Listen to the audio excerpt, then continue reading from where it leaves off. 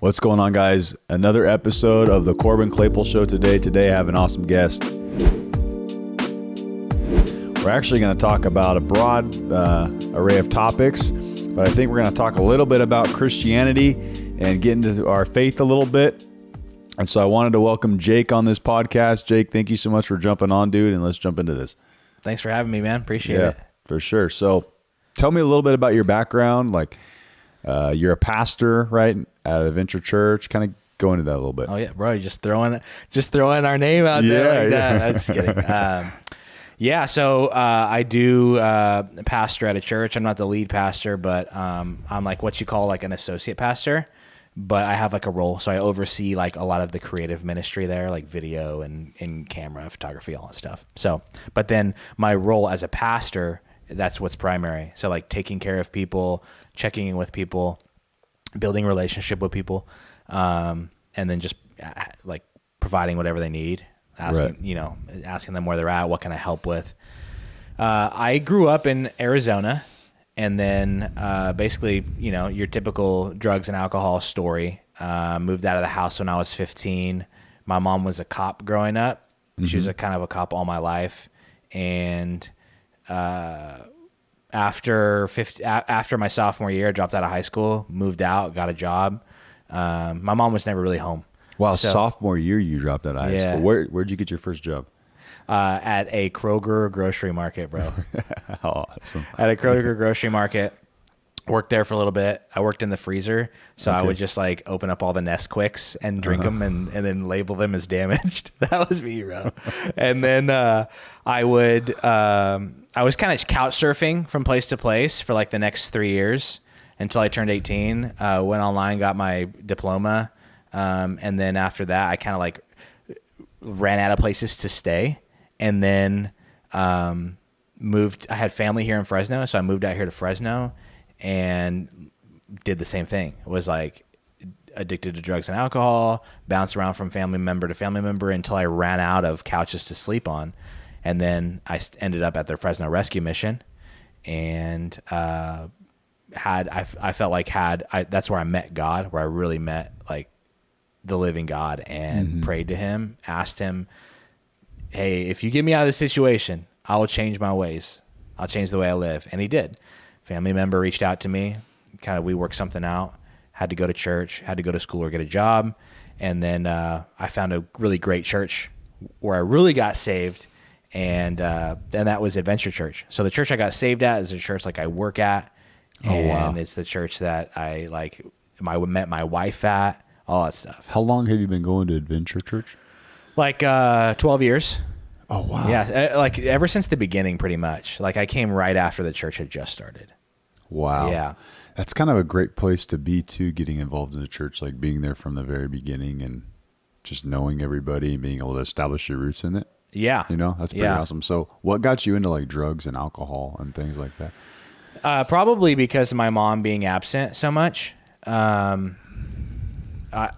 It's one of those things where it's like you look back and you're like, man, I should have got arrested for this. I should have got arrested for that. But my mom was very well known. So I grew up in a really small county called Pinal County in Arizona, and even in the smallest town in that county called Florence, which is interesting because it has the largest prison in the state.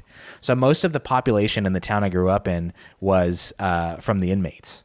So, wow. And so my mom was the only female cop in the town. She was a lesbian, and she was the only female on the county SWAT team. And so everybody knew who my mom was in such a small county. And then having that, right, being the only cop, being the only female on the SWAT team, like female cop, and it's really interesting. And so she was never home. My mom was never home. So you were just on your own from a young age? On my own, yeah. I was walking to school in kindergarten, like. How far away was class or school? I would say probably like a mile. It was a small town, man. But still, kindergarten, that's young. True. I know today I would never let my kids walk to school, and my oldest is in high school. I'm like, nah. It was different then too, though, man. I remember that age. And you think so? I don't know. I feel like it was. I heard something somewhere that it's like actually crime overall in America is down, but reporting of crime is way up. Really? So generally our nation is safer, but we report on so much doom and gloom that it gives the appearance that it's not. Oh, I see what you're saying. Like the news outlets and whatnot are reporting a lot of bad stuff. So, and then my mom was gone a lot, and I just kind of, your parents are like the first attachment that you should have, right? Where you develop a healthy relationship. I didn't have that. So I found it in people, in father and mother-like figures, people who kind of take me under their wing. Right. I started smoking weed, started, drinking alcohol, and it led to a bunch of other stuff. And that's kind of how I got into that. Wow, man, that's crazy. And then, so you got saved 13 years ago at Adventure Church. Uh-huh. And one thing that we've talking about before is like the history behind the church, which. Oh yeah. Yeah, which I'm like really, Adventure? Yeah, well, like not Adventure, just in general, like the history behind church in general. Like we've talked like the Catholicism and then Protestants, right? And like the whole Reformation and all this kind of stuff. And dude, I geek out in that kind of stuff. Like I just love hearing about it and like just I don't know, it's just interesting to me, man. So how did you get into learning about that stuff? Was it just something that you went to when you went to school to be a pastor, or I've always been bro, I want to tell you, you're a great host, by the way. You're such a great host. I have always kind of been a seeker of knowledge and just love reading about stuff. Like, this is probably a little too much, but when I'm on my phone at night, I just read Wikipedia pages. Dude, I just read about stuff. So when I was with that family member that took me in here in Fresno, they made me go to church. And so when I was at this church they were making me go to, which was not Adventure, I would just read the Bible because like the preaching, the shouting, none of that interested me. Mm-hmm. And so I just read the Bible and I was like, there are actually a lot of different types of literature in the Bible. Right. I thought the Bible was just like a story about Jesus. Mm-hmm. And that was basically all the knowledge I had. Like it's the story of Jesus, which actually is true, but even throughout the Old Testament, right? It's all pointing to Jesus, the Old Testament, yeah. But I look at it, I was reading it, and I was like, well, there's poetry in here. There's narrative. I didn't know what to call it back then, but there's historical account. There's like historical documentation in here. It's not just a book of one story. It's different types of literature. And so that really interested me. Like Proverbs was the first book of the Bible that I read a whole way through because it was just like tips. It's just tips on life. Proverbs, yeah. It's tips on how to live life. And it was really easy for me to like palate and digest because I didn't know how to read the Bible. Like you read the Gospels and those read like stories, but then you like read a lot of other stuff and you're like, yo, I don't know what this means.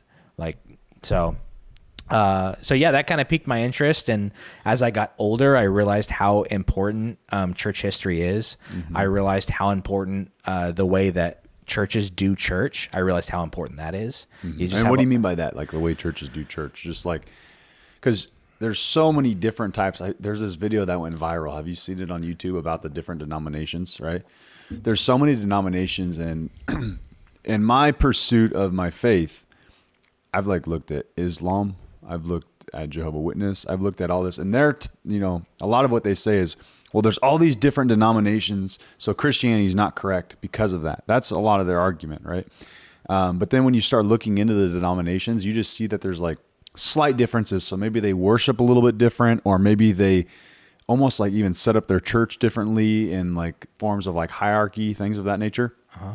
So is that kind of what you're meaning with that? Like the way church is set up, or? Well, no, not really. So denominations, when you think of I think you're using denominations interchangeably with religion. So like a denomination is like kind of like a sect or a different group within the overarching group of Christianity, if that makes sense. Right. So like you have Christianity, right? And then you have the religion, then you have the denominations, which are like Pentecostal, or Baptist, or Assemblies of God, or non-denominational. Non-denominational is still Christian, right? Right. So with the denominations, they all believe in the essentials. People make this a way bigger deal than it needs to be.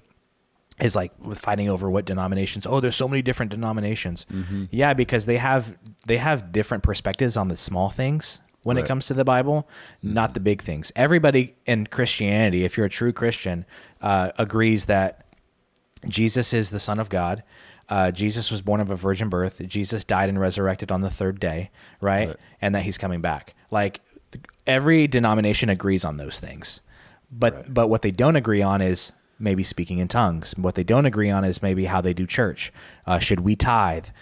Stuff like that. What do you guys think about that? The whole tithing. Sorry, now we're getting on this stuff. Dude, I love this stuff, man. Thank you for talking to me about it. I'm happy to have you on. Yeah. Like, what do you think about tithing? Do you think it needs to be 10%? My church is huge on that.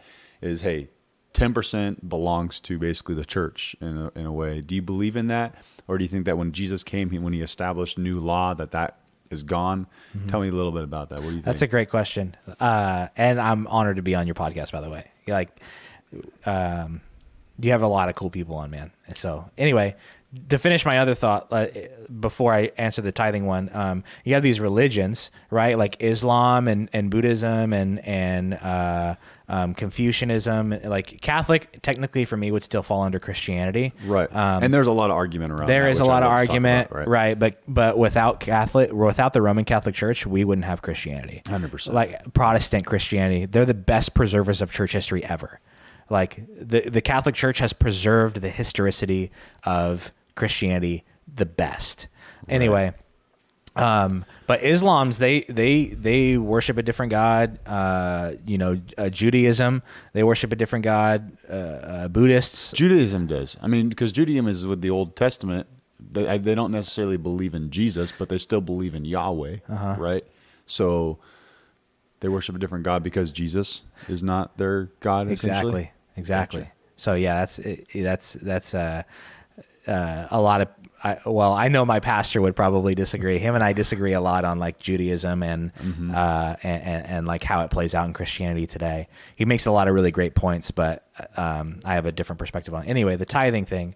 So tithing is obviously giving the 10% of your income to the church. That's what people, and so that's where people get that stigma of like the church just wants your money. The church just wants your money. But it's a biblical principle. And actually tithing is pre-law. So tithing precedes the law of Moses, meaning that, interesting. Meaning that God has woven the value of tithing into the fabric of reality. Because God created the earth, God created everything. And so when they bring him offerings, like when Cain and Abel brought an offering to God, remember when Cain kills his brother Abel? Do you remember that story in the Bible? Yeah, so I know it, but I don't know these things in detail. Long story short, this is before the law. This is before the law of Moses, right? The 10 Commandments is the law of Moses. And Cain and Abel bring a tithe to God, and Abel brings his first fruits. Basically, he brings a really great tithe, and then Abel just basically gathered what he could. Cain gathered what he could and offered it, and God didn't favor his tithe essentially because his heart was wrong. Anyway, and even in the New Testament, you see Jesus telling the Pharisees, "You tithe all these things. You do give the tithe to the church, but what you don't do is you don't love your neighbor. You don't care for your neighbor. You should keep tithing, and you should start loving your neighbor." Like tithing is just it's a principle. It's a value of Christianity. Like it is mandatory. And God, you reap what you sow, I guess. It's a tax. Yeah. That's the easiest way to put it. Tithing is a God tax for living on this earth and breathing God's air and stewarding and using everything that God has created. You pay a tax. So if you're, let's say, giving 10% of your income, should you go above and beyond that and do more? Does God? My church kind of says like 10% of your income, and then in a way, and this is maybe not exactly what they say, but you get rewarded essentially, right? What you put in, you get out more over 10% or something. God blesses more than 10%. Like God blesses your 10%, but he blesses you more abundantly with above 10%. This is so interesting. That's so, I would say yes and no. So we don't give our tithe in order to get. Right. That's a hard issue. Right. So then God is like, you can keep your 100% then, because 100%. If you're just giving your 10% to me, because we're not giving the 10% to the church, we're giving to God. Right. Right. The purpose of the tithe practically was to upkeep the church. Right. So, keep the lights on, keep the internet going, keep the sound system fresh and clean so worship can be great, right? Pay the pastor's salary, pay the one who's running the whole show, right? And so a lot of people don't like to hear that, but no, they don't. And I think sometimes where people kind of get irritated is like when churches are putting all this stuff into extravagant, beautiful architecture and things of that nature, which I don't have a problem with it.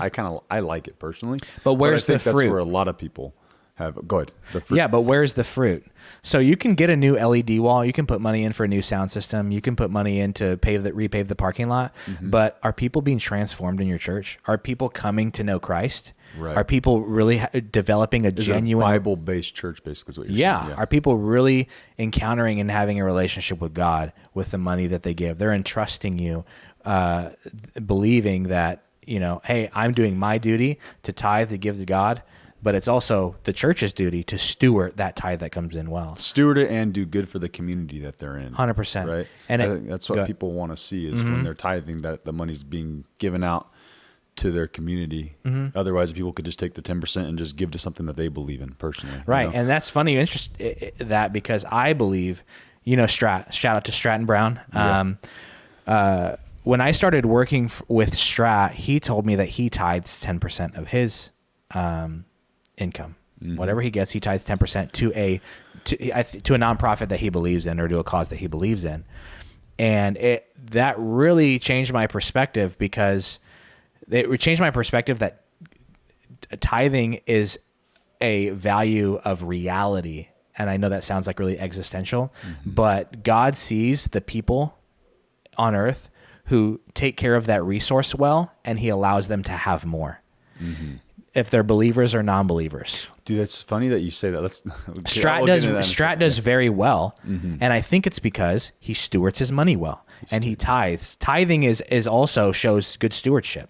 100%. Right? So I believe anybody who tithes will not go without.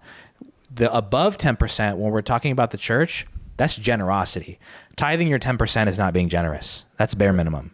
Okay. So that's the question I had. Yeah. So that's really good. Okay. So go ahead. Yeah. Going above and beyond the tithe is generous. One thing that you mentioned that stood out to me right now, right, is it is huge out there right now. You've all heard it, right? Manifestation, believe, and all this kind of stuff. And I actually followed that for a very long time, right? I read books on it. I listened to audiobooks. There's a guru. That's all he talked about. Like, believe it and it happens. And I get it. I do believe that. But you just mentioned God basically weaves things into the fabric of reality. So these are just basic laws of how the universe works that God created, and anybody can tap into it because it's just how it works. Is that what you guys believe a little bit, or is that kind of what you think? I guess I'm just asking for your take on that. Well, I'd be interested in hearing like what the biggest takeaway for you was, like when it had to do with manifestation and stuff like that. Right. What was your biggest takeaway? Yeah, my biggest takeaway, I mean, it worked, dude. How? Like practically walk that out. How did it work for you? Well, I started with living.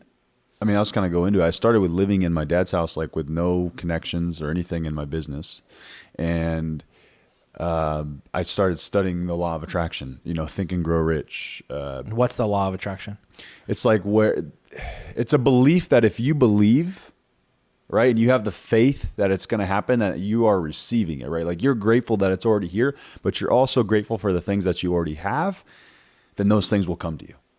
Like it's the belief that you attract what's out there that you want to you. And it could be material things. This is where a lot of the law of attraction is, right? It's not even faith-based a lot of the times, or like spiritually based. I feel like it's more like material based. Like I want the new Lamborghini, so I'm going to put it out there and I'm going to get the new Lamborghini when it comes in. So so I understand you, law of attraction is if I think and believe hard enough for this thing that I want, I will get it. Yeah. That's it? That's basically what they believe. And then, put the work in too. Right? Okay. Like they believe that, you have to put the work in. There was one guru that was like, if you sit on the couch and you believe hard enough, it will come in. I was like, that's not ever going to work, right? So you got to put the work too. But having the faith that it's coming in already is what like delivers it. And Yeah. So law of attraction is law of attraction and manifestation the same thing? Yeah, the same thing. Oh, okay. Yeah. So manifest is just like a broader term for. Yeah, it's like I can manifest the Lamborghini. Right? Yeah. I used to have that belief. I just think it's kind of a I don't know the right word that I'm trying to think of right now. It's like a low level belief, I guess, like because the fact that you believe that you should just be able to like manifest a Lamborghini or something, right?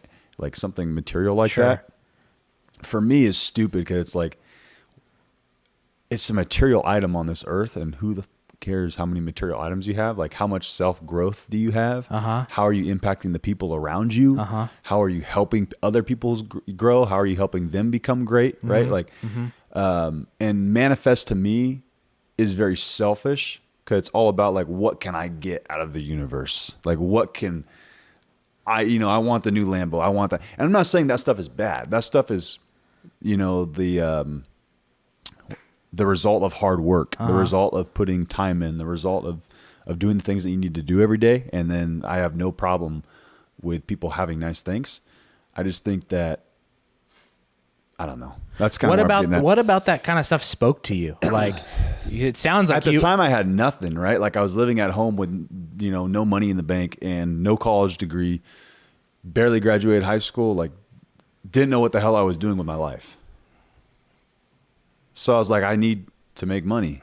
And so I started believing like if I can believe it, it will happen, And then you thought like it worked for you also? I felt like it worked very well.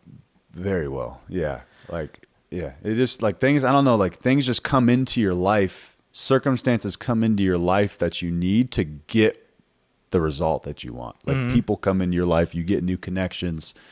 This is kind of funny, but have you heard of angel numbers? I don't believe in this stuff anymore, but I think which we can get into that because there's like numerology in the Bible and all that stuff. There's a ton of numerology in the Bible. So this is going to sound funny because 420, which is 420 for some reason, like I would see it like when good things were going to happen, even though that's the freaking weed number. I don't know why it was that number. But my very first huge realtor connection ever, like what really kind of catapulted me in the Fresno market, he was a big like beast realtor. I drive up to the place. I look to the left and there's a construction bin. It kind of makes me like get chills with 420 on it, bro. Okay. Like huge letters. Yeah. I was just like, this is a trip. I walk in there and, we had a great relationship, did a lot of business together, and I had a lot of connections come out of that. But I would see that number, which is just kind of weird how it would pop up in these times in my life when something huge was going to happen. Interesting. I don't see it anymore, really. What does the number 420 correlate to in I have no idea. I never looked it up. It would just, maybe it was just a coincidence, but it was just a number that I would see when things would, like really big things would happen. Interesting. But it could have been demonic. I don't know. Yeah. I mean, it could have been. It could have been coincidence. Yeah, that's interesting, man. That's super interesting. Yeah, what do you guys think about numerology, dude? I'm getting way out there. I'm getting woo-woo. Yeah. That's one thing I don't know a ton about. I know numerology in the Bible, like, as far as like scholars go, like certain numbers represent certain things. Excuse me. The energy drink is bomb, bro. Thank you. Yeah. So like 7 is the number of completion or perfection in the Bible. So anytime you see the number 7 in the Bible, it's complete. So God basically, like a week is 7 days, right? The number 12 in the Bible is almost always referred to when talking about authority. So you have the 12 apostles of Jesus Christ, right? The 12 tribes of Judah. The 12 tribes of Israel, Israel. Yeah. Judah was one of the 12 tribes. Oh, right, yeah, you're right. So 1,000. So anytime 1,000 is mentioned in the Bible, in Hebrew culture, ancient Hebrew culture, 1,000 was always referred to as an indefinite number of time. So if you see like a day is like 1,000, so in Psalms it says that a day is like 1,000 years to you, and 1,000 years is like a day to you. When David's talking about God, he's saying that God operates outside of our concept of time. Mm-hmm. Like a day could be like 1,000 And in then, like 1,000 just means an indefinite number of time, right? So commonly 6 is the number of man, not the devil. 6 is usually referred to as like referring to humanity. Right. So I don't put too much emphasis on it as far as like prophecy and That's I was just gonna bring that anything up. like that. Yeah, like a lot of times we like to read into things that aren't there in the Bible. Right. Yeah. There's some YouTube Baptist pastors that I like to follow. They seem like they have a lot of good info and stuff. Who is it? I think his name's Robert Breaker. Okay. He's legit, dude. He seems like a really good dude. But he talks like he's very into that, like numbers, and he I think he used that Psalms actually to like say like 1,000 days is one day, and then if you take one day and it says 7 days over here, and like he had all these like different ways. Stay away from that, bro. You know, Stay away from that. So I mean, it was interesting, right? I mean, nobody really knows the day or the time, but it's still kind of cool to like see some people That's the thing. doing the math, I guess you'd say. Nah, you it's know? like that's called what we call like dispensationalism. It's a certain interpretation of like the book of Revelation. Right. And they use a lot of numerology like that. But the scripture clearly says that Jesus doesn't even know when he's coming back. God the Father is going to send him. And that's when he's going to come back. But then you have these people adding up all these days and looking up all this prophecy, and it's like you're trying to go against what the scripture already says. So I'm not going to listen to you. All right. Dude, can we get into the Trinity a little bit? Dang.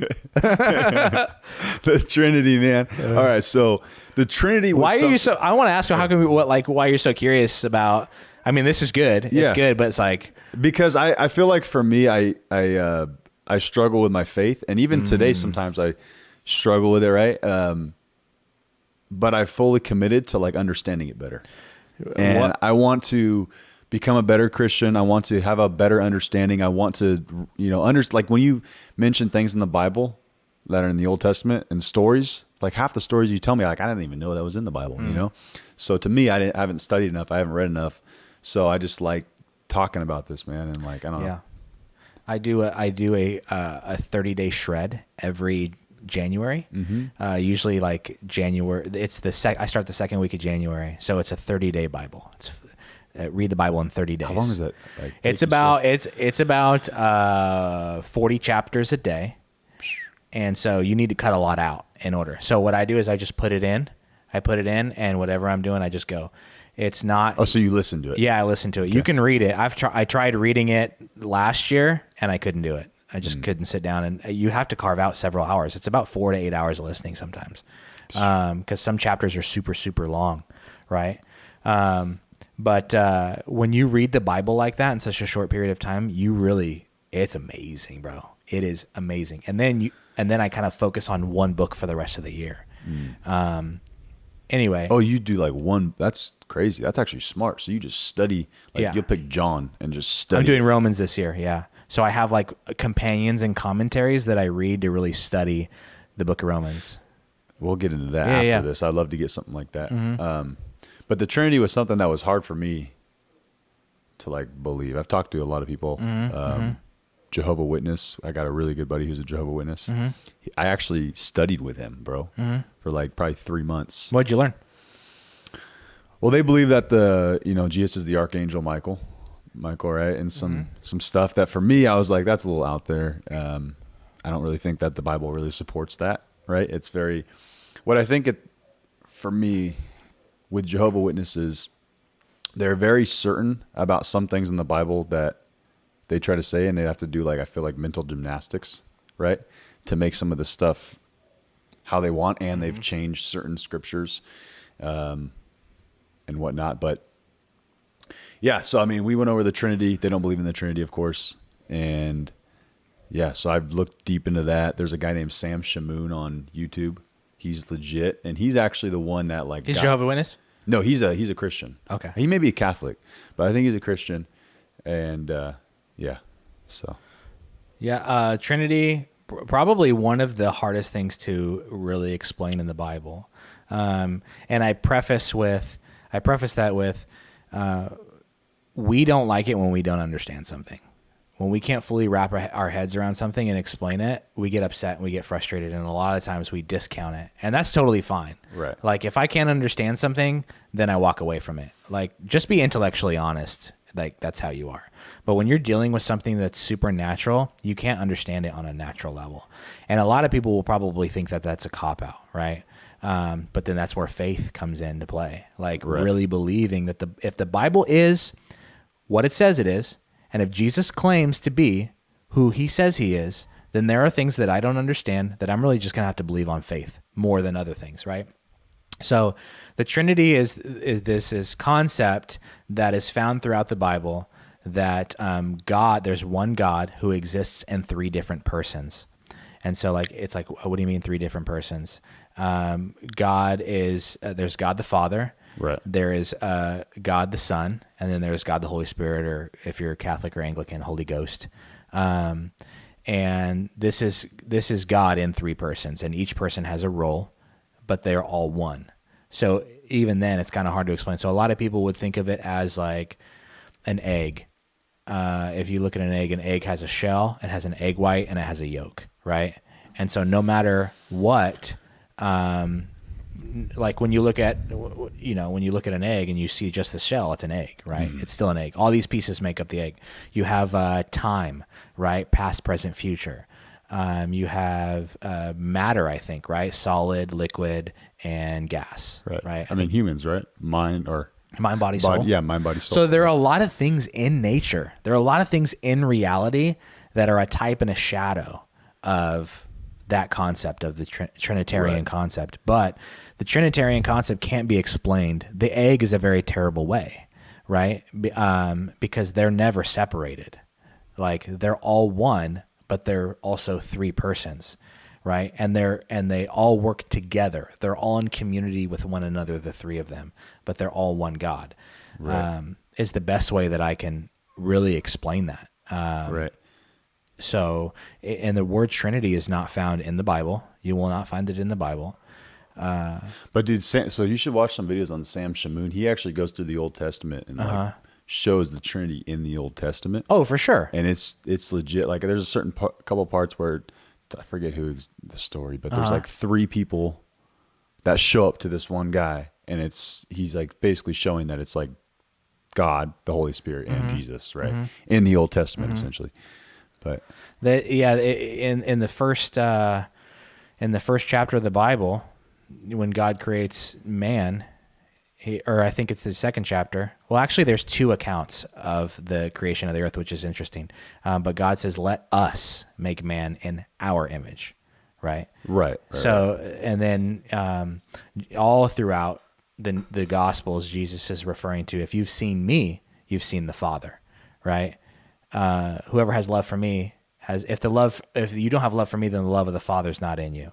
And in the book of Acts, you see people praying to the Holy Spirit, right? Like it's not something that we can fully understand exactly how it is, right? But what we can understand is we can understand the roles, right? We can understand the roles of each person of the Trinity, what they do, what our relationship was with them. So, and there's, like I said, there's not the Trinity. You won't find that word in the Bible, but you'll find the concept. Right. You won't find the word exorcism in the Bible, but you'll see the concept of exorcism in the Bible. I could go on. There's a lot of stuff like that that's not explicitly spelled out like that, but if you look at the scripture, you'll be able to see that. Yeah, no, that's good, man. Yeah, that's good. So we don't have to get into more church stuff, man. Is there anything else that you want to talk about, or? What were we talking about? Oh, we were talking about like we're both dads, bro, and I have a huge thing for like fatherhood. I grew up without a dad, and I feel like that really played a role in how I am today. Right. Like my temperament, just like even my stuff for knowledge and searching. Like maybe people say like I'm still looking for my dad. That's why I'm always like looking for knowledge. But we were talking before about raising our kids, right? And you got two boys, and we were talking about like how do you know how much to shelter your kids or not? Right. Like where are you at right now in your season of fatherhood where it's like, dude, so we haven't even really, again, like I was telling you, we haven't really looked too much into it yet, just because they're so young.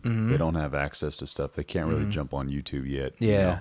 But it's definitely something like that we're thinking about, especially with schooling, all the crazy stuff. What do you like? What are some values that you want to like instill in your kids? I'm sure hard work is one of them, bro. No, yeah, hard work. There's something that I tell them. It's like we have, 4 things: respect, discipline, integrity, and responsibility. So these are things that I try to instill in my son. I tell him it all the time. My wife said that, or says that you have to tell a kid like something 12 times before they actually start getting it, right? So you can tell them one thing and they won't understand it. So it's like constantly putting those beliefs into them. Wow. But yeah, that's really some, fundamental factors I'm trying to instill in them. Yeah. What's your favorite thing about being a dad? Dude, just like spending time with them, bro. I don't know. Just spending time with them, just watching them grow up is crazy. Yeah. From a young age, and it just goes by quick. Do you kind of see like some of the things your son does, maybe your oldest, that like you do? You're like, oh, dude, where did he get that from? And Dude, then you're 100%. like, so it's fun. It's kind of like random, but he was doing this a lot with his hands, where he like kind of like rub his hands like this. I was like, what are you doing? Like, why do you keep doing that? And then I was waiting somewhere in a waiting room one day, and I started doing this. I was like, what the heck? What? So you just notice these small little things that your kids pick up from you. Yeah. Whether it's the way you talk or personality traits, things of that nature. Yeah. So, yeah, it's funny to see. My oldest is a lot like me as far as like energy and things of that nature. Oh, yeah. But my oldest is also a mama's boy, big time. And then my youngest is a daddy's boy. Like my youngest wants to be following me everywhere. And then my oldest wants to be with mommy. But it's a great team. We do great. What are you hoping to like, you do well, like you do super well, bro. And like, what are you hoping to like leave your kids when they grow up? Like, are you working, like when you work hard, is it, I'm working for my family, or like what is it that you want to leave your sons or all the kids that you have? I don't think we're going to have any more. For me, I want to leave my kids with personality traits that they can go out and get it on their own, right? You see a lot of these trust fund babies that end up in drugs, alcohol, things of that nature. So I don't think leaving my kid, like it's good to leave them with stuff, right? Set them up. But I think leaving them with the traits to get that stuff is more important than leaving them with stuff. Yeah.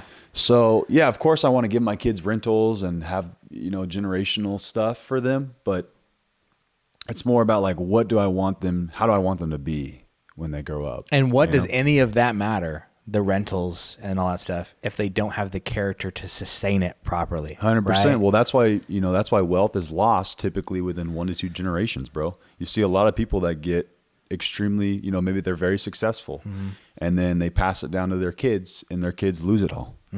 Right. Or they're just not good stewards. You think that's the parents' fault or that's the kids' fault? That's a great question, man. I think it's maybe a mixture of both. Like maybe the dad didn't teach him well enough. Maybe the kids weren't as engaged as they could have been. Right. Because you're self-made, bro. Right. Yeah. Pretty self-made. I had, look, man, I had a dad that never gave up on me. Right. So I was going through a really tough time when I was getting my business started. I lived with him and didn't pay any bills. Right. So I had a way that made it easy for me to get my feet off the ground because I didn't have to pay rent. I didn't even have to really pay for my food because he would bring food home and I would just eat what he was feeding me. So that definitely gave me an advantage, because you can take bigger risk when you have no bills. What did he teach you about business? He just taught me, dude, to treat every single client, with the utmost respect, of course, and always just do business honestly, dude. That's like his biggest thing that he's imparted to me is just be honest and don't rip people off, right? Because even though sometimes, like, let's say you can make, just being transparent, a bunch of money on one deal or something, right? Because maybe the client's not well informed. There's people that do that. There's people that will say, this client doesn't know as much. I can make a rip off of them, right? And that may be cool for that one client, And you may make that for that one client, but I feel like those character traits are going to carry over, and people are going to find that out about you, and people won't want to do business with you. So for me, it's like I charge a fair price, and my price stays the same, whether it's $100,000 client or it's a $500,000 client. It doesn't matter. The same. Oh yeah, we charge the same baseline on each client, right? So wow, I think just doing business like that is a way, because at the end of the day, word of mouth is everything, bro. Like, you can do all the marketing on social media, you can do all the paid advertising, you can do all of that. But if you just establish like a really good reputation in the area that you do business in, and people know that you're like an honest individual that does right by people, you're just going to grow from that alone. There's people that do no marketing that crush it. Yeah. So do you think it's dishonest to charge based on the perceived value of a client? I have a pay scale. And so a perfect example is I was living in the Tower District. Me and my wife were living in the Tower District for about 7 years, and with our family. And we had a pretty large house. It was like 2,200 square feet, really big, newer house in Tower. And we would call this carpet guy to come out, and he would charge us $50 to do our whole house. And he charged us like an extra 15 to like do the furniture. He would like come and steam the carpet, steam the couch. Right. Now we now live in North Fresno, and he charges us $50 just to come out and like do one small room. And so we noticed that he charges different based on the area that he works in. So is it the area that he works in, or did he just raise his prices over time? No, because he does work for the church, our church too. Oh, okay. So and depending on the area, his price fluctuates. And I could be wrong, right? I could be wrong, but I've noticed that, because he still does the old house that we used to live in. So I don't necessarily see that as dishonest. Right. For me, I'm more talking about like mortgages or real estate in general. I don't know how those other businesses operate. Right. But you're saying that if it was a $5,000 client or a $100,000 client, you charge the same. Right. We make sure that we charge the same. So if you're going to charge a higher price, let's say that a mortgage company is charging a higher price, just putting that out there. That should be the price across the board, in my opinion, for a mortgage company. They shouldn't get a client that maybe is not as educated and charge that client even more because they're not as educated for something. I guess it doesn't translate as well. Are you charging percentages? Yeah, so we charge. Okay. So it's different. That's what I'm saying for the mortgage industry. Yeah. And there's a lot of deception in the mortgage industry as well. I think it's jacked up, right? Like, you should have a price on the mortgage industry specifically. Yeah. Even if your prices are high, okay, be high. Have a high price, but charge it to everybody. What's another example of like bad practice in the mortgage industry? Not like fully approving the client up front, right? So just like, you come in for a mortgage and I don't fully review everything. I'm like, hey, you're good to go. You jump in the car with a realtor starts showing you houses for the next 3 months. You were never actually fully pre-approved because your income wasn't fully verified.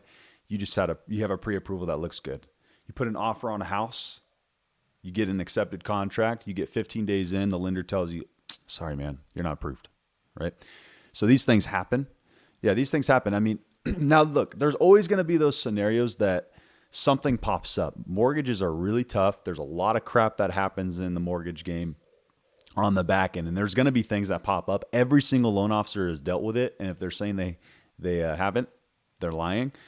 It's just, you should make sure you're doing your due diligence, and you should have a very small percentage of people that have issues closing. Basically. Why would a mortgage lender do that to begin with?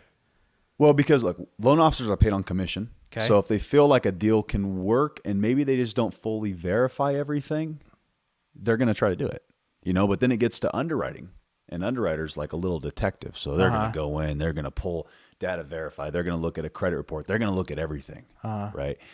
And the underwriter's going to say, hell no, like, you calculated this income wrong. This person's per diem. They're not full-time. You tried to use their full-time hourly rate, but they're only getting paid 32 hours a week. We have to average this over 2 years. They average over 2 years, income falls. Yeah. DTI goes up. Now they don't qualify. So things like that. What was I going to say? I guess, man, it got away from me, but I had another one loaded. Somebody getting into the mortgage industry, like what? Oh, your craft. So your craft is being in the Right. mortgage industry, right? Being Right. a lender. How have you perfected your craft and grown? Yeah. Like, like even in like character or in just like the skill. Like, oh, here's some things that I could, really helped me dial it in and get more deals. Yeah, so definitely it's not perfected, and it probably never will be, Sure. unfortunately. But we've definitely improved a lot, and I just think those improvements have come from the failures, like messing up really bad.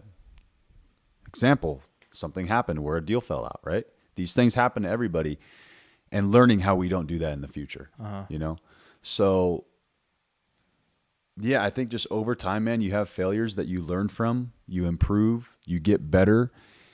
And as far as character, when I was young, you don't know anything when you get in this industry. There's a lot of politics in the industry, especially here in Fresno. It's a small mortgage town. industry? Yeah. Like there's a lot of politics as far as relationships, and just Fresno's a small town. So if you're in the mortgage industry, which is really one of the only businesses in Fresno, I mean, there's other businesses as well, but real estate is a huge Oh, yeah. business here in town. Yeah. It's one of the main ones. So everybody knows each other, right? So you really, like in my earlier years, I probably set a couple people off just because I was very like out there and very over the top, and it probably helped me because it got my name out there kind of quick, right? When you create a lot of exposure, even if it's negative, it's good or bad publicity, right? So I think over time I've just kind of learned to be a little bit more like low key and not having to voice everything out, and voicing the things out that matter, and keeping some of the opinions to myself within the industry. So If you could do one thing differently when you were starting mortgage, what would you do differently? I'd be more focused on doing like income producing activities, because looking back, I thought I was doing a lot of income producing activities, which I was, but I could have been a lot more effective, and I could have been farther than where I'm at now, right? A lot of people in the mortgage industry spend times doing things. I mentioned this, spend times doing things that are not really getting them anywhere. Like what practically? Going into the office and making 3 calls and then thinking you're done for the day, or just What would you do? Go in and make 300 calls? Yeah, I mean, really, if you are a new loan officer in the business right now, especially in this market, you need to be making at least, in my opinion, 200 calls a week, like minimum. And then on top of those 200 calls, you need to be doing 15 in-person, face-to-face appointments a week. Nobody does this. Everybody just kind of like, okay, I'm going to go to this networking event, I'm going to do this, and then I'll do 2 deals a month. And they want to scale, but they don't realize like what it actually takes, what the people that are doing it at a high level are doing. So Jeremy is just grinding. Not as much anymore, bro, because like he is grinding. Jeremy's like one of the hardest workers I know, but he's established his business so well over the last 15 years that you kind of get to a certain point where you don't have to do that as much. Yeah. I'm saying for a new guy that's getting into it, or even like midway through your career, or even at the beginning stages, first 5, 6, 7 years, you need to be pounding the pavement, making those connections, making those phone calls, asking for the business, providing value, figuring out ways that you can be different. Like, how are you going to differentiate yourself from other loan officers? Everybody sells programs, pricing. My pricing's the best. My pricing's the best. It's like, it just goes on deaf ears, I feel like, because everybody says that shit. So you have to figure out, how can I be different? And then use that to market in your marketplace. So how do you like? So it's basically, what it sounds to me like what you're saying is, stop talking about, stop talking about how you're separating yourself, and let your work speak for you, right? Yeah, let your work speak for you, but also find things that actually make yourself different. Okay. Right. How do you make yourself different? My main objective this year is providing value to my realtor partners. Like, how can I help my business partners and clients win? I hear that a lot. Right? Like, how can I help other people win? And I mean it legitimately, right? So I came out with this thing called the Vero Promise. And what the Vero Promise is we're guaranteeing that you'll close in 10 to 15 days. You waive all your loan contingencies upon writing up your offer. So you're basically submitting your offer to the seller like a cash offer.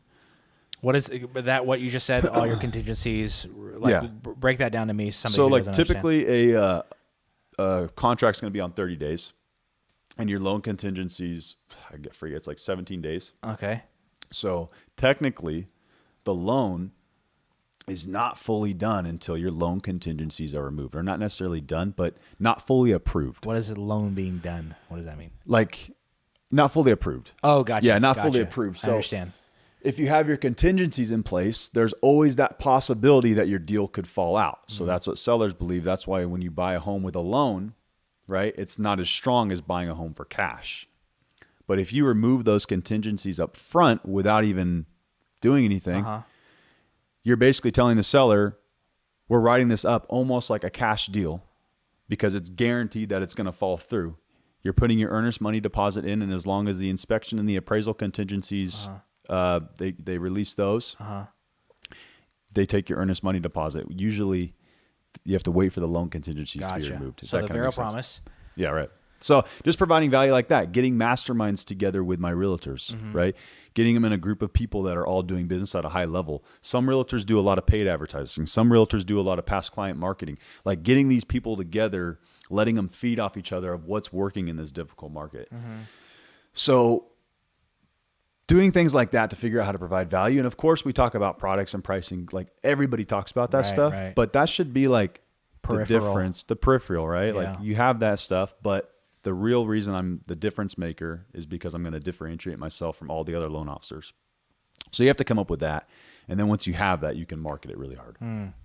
I say, marketing for you is really easy because this is from my perspective, your whole goal is to build relationship. Right. It's relationship first, business second. Right. Because if you build relationship, then you can decide whether or not I want to work with this person. Right. So I think that's cool, man. Yeah, and there's some people that you don't want to work with, right? You work with them and you're like, this is not somebody I want to do business with. So, and that's okay too. Yeah. I love it, man. You're the mortgage freaking guru, bro. It's time for you to write your own book. Yeah, dude. Maybe one day. Yeah. Maybe one day. So, but it's a lot of fun, man. I enjoy what I do. I really do. I enjoy building things. I enjoy entrepreneurship. I think if it was just mortgages, I'd be bored out of my mind. Do you do anything else besides mortgage? Real estate investing. So I'm actually closing on property, buying it for $179. It's worth $240 as is. I got private money on it. Are you super low key about your investing? Yeah, but also I'm kind of more so just getting into it. You know, like I have 3 properties right now, but I'm trying to get more. Yeah, and I want to keep. But once you get private money, it opens up a whole new world. Yeah. Because now I can go to, like, let's say you have $300,000, right? And I'm going to give you 12% interest in 1 point or 2 points or whatever it is. I don't have to go to Zinc Financial or a bank with Zinc's a great company. Go there too. But I don't have to go through all the underwriting. I just literally find these deals, cash purchase, and then refinance them into my own name. And as long as the numbers make sense and I'm buying it below market, you know, you can get great deals. You've heard Jason and all them talk about this a million times, I'm sure. Yeah. But that's the way to do it, especially in this market, because if you go on the MLS right now and try to buy a $350,000, $400,000 house, first off, you got to put a big ass down payment to do it as a conventional loan. Then it's probably not going to even cash flow, right? So when you buy these below market deals, you get better cash flow. Yeah. It makes more sense with the numbers. What any other business ventures? Dude, that's my 2 main focuses is just mortgage and real estate investing right now. It used to be in this way where, you know, you do 20 million things, right? Is that conflict of interest? Mortgage and real estate investing? No. Oh, okay. Yeah. No, and matter of fact, I think it's great because... Yeah, because you know how both industries work. Exactly, dude. And then when we do our refinances, you know, we can refinance them ourselves, basically. Oh, okay. So, yeah. Bro, you're smart. Yeah, it works out. But take me under your wing. Come in the mortgage industry, man. So, all right, brother. Thank you for coming on, dude. Thanks for having me, man. So we'll have to do it again. But love it. Is there anything you want to leave the audience with? Jesus Christ is the one true God. That sounds pretty zealous. But I would say like there's a God and his name is Jesus and he loves you and he desires a relationship with you, and becoming a Christian doesn't make your life instantly better. But it kind of makes seeing the world a little bit clearer. And you really see things for as they truly are. And that's pretty much it. I want to thank you for having me on, bro. Yeah, thanks. I really have enjoyed producing and just like watching your podcast grow, watching your socials grow. Thank you for letting me be a part of that. Yeah, dude. And here's to, I think, what are we on episode? What episode are we on for 10. Corbin? 10? Yeah. Bro, here's to 1/10 100 of the more. way. Yeah, here's to 100 more, bro. Awesome, bro. Thank you for coming on, dude. It's fun.